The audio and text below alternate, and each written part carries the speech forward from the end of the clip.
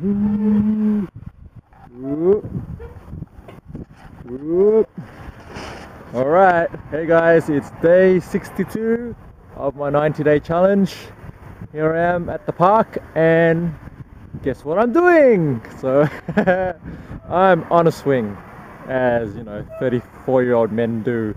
So here I am, letting you in on a little secret when I'm feeling a little I don't know, when I just need a break from things and need to clear my head or whatever, I come to the park. And sometimes when I just want to get into a playful mode and sort of tap into the child part of me, doesn't take much work, trust me, I just get on a swing and I swing. So this may be not the best video to watch, but anyway, let me just slow down before I get sick. Right, so I want to share with you just a little piece of one of my favorite books, which is The Art of Possibility by Benjamin Zander and his wife Rosamund Stone Zander. Now, there's a chapter that I'm reading. There's a little story here where Roz shares an experience, so I'm going to read it to you, and I'm going to, I suppose, let you decide what you get out of it. But it's a really cool message, and so I thought, hey, why don't I share that with you today? So here goes. This is Rosamund sharing his story. So one year, partway into the second semester, Ben asked me to teach his graduate class at the conservatory while he was conducting in Europe. Ben's a conductor. Okay. The students were always interested in learning new techniques for dealing with stage nerves, and he felt I had something important to offer them on that subject. However, as I was driving to the conservatory, I was dismayed to find that I was the one who was unaccountably nervous. My thoughts flew with horror to the next 2 hours.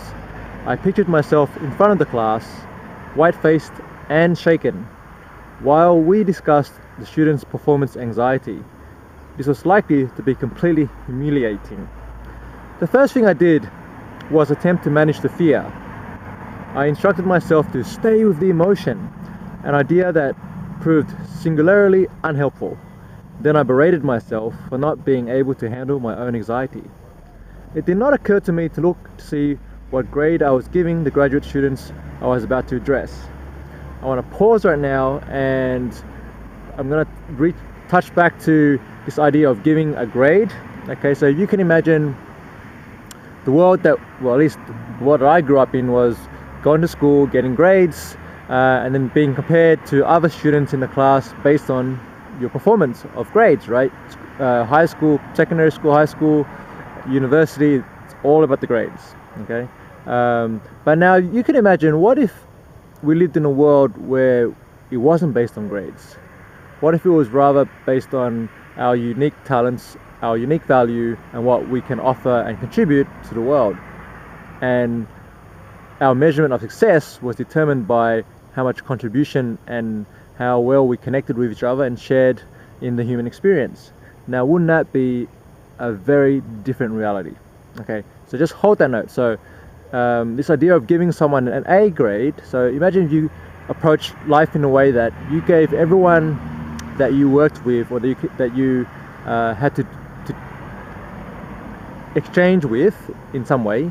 If you approach them by giving them an A grade, by seeing them as an A student or someone exceptional in whatever it is that they do, how would that change the nature of your relationship?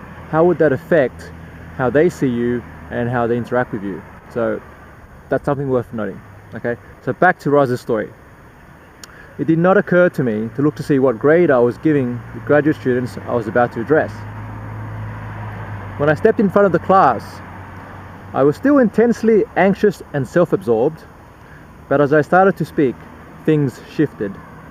"I'm thrilled to be here," I said, a lie in transition toward the truth, because I didn't yet know what I was going to say.